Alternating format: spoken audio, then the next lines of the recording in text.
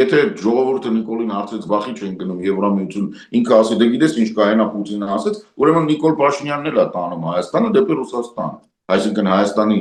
սուվերենությունից մի կտոր հանձնել է Ռուսաստանին, որտեղ եթե ինչ-որ օտար երկրա ղեկավար սպառնալիք է հնչեցնում եւ դու շարունակում ես ընդդնստել խոսել, նշանակում դու կուլ տվեցիր այդ։ Եվ այդ մնացածը որ գիտես ինչ կա մեր մոտ սահմանադրությունով, դա ավելի շուտ ներողություն խնդրել էր, քան ինչ-որ արձակում։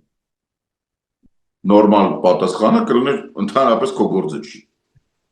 Այդ քո գործը չի։ Դու գնա, ասենք, չգիտեմ, քո գործերով զբաղվի։ Ցանկալի ռազմական հանցագործես վեշեր հավաքի գնա ԱԳ։